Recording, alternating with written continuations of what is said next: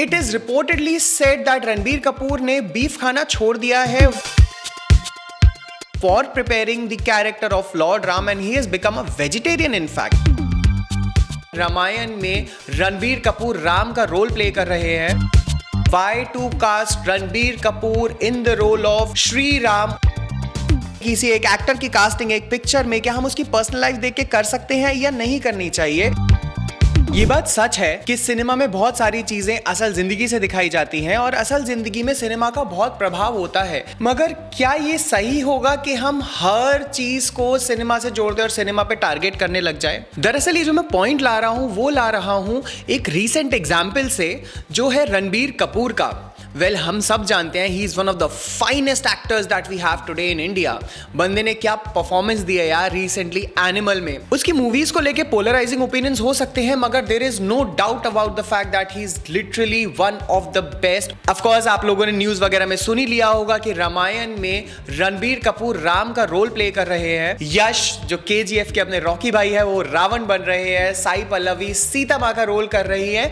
कुछ लोग इस चीज को बहुत अपोज कर रहे हैं कि why to cast Ranbir Kapoor in the role of Shri Ram और लॉर्ड राम in रामायण. और इसका रीजन है रणबीर कपूर का एक 10-12 साल पुराना इंटरव्यू जिसमें उन्होंने बोला था that I am a beef lover, I am a hardcore non-vegetarian. अब लोगों का ये मानना है जो इंसान बीफ खाता है वो लॉर्ड राम का रोल कैसे प्ले कर सकता है? सिर्फ रामायण ही नहीं, रणबीर कपूर की जब ब्रह्मास्त्र रिलीज हुई थी तब भी ये क्लिप बहुत वायरल हुआ था. एक्चुअली तभी वायरल हुआ था. ब्रह्मास्त्र को बॉयकॉट करने लग गए थे. बॉयकॉट ट्रेंड तो कुछ नया नहीं है, कुछ भी जरा सा भी आ जाता है उसे बॉयकॉट कर दो. बट मेरा सवाल यह है कि किसी इंसान का किसी भी एक्टर की जो कास्टिंग है वो उसकी एक्टिंग देख के हो रही है या उसकी पर्सनल लाइफ देख के हो रही है? हाँ, ये बात सच है और मैं मानता हूं इस बात को कि एक्टर्स आर पब्लिक फिगर्स. उनकी बहुत सारी लाइफ पब्लिक प्रॉपर्टी बन जाती है, specially in the current day and age जहां पर pap culture, social media, everything is out there. Ranbir Kapoor is not on social media.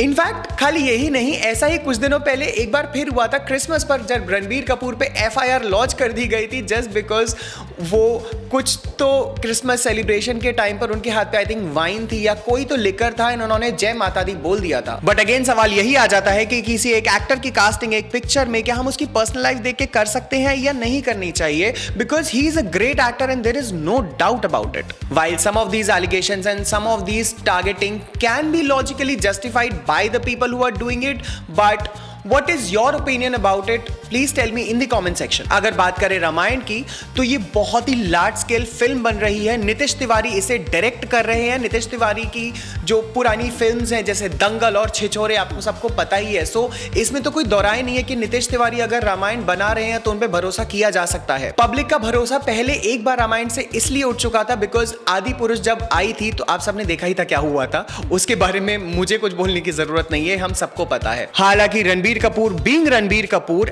and being a professional actor that he is, it is reportedly said that Ranbir Kapoor ने beef खाना छोड़ दिया है for preparing the character of Lord Ram and he has become a vegetarian in fact.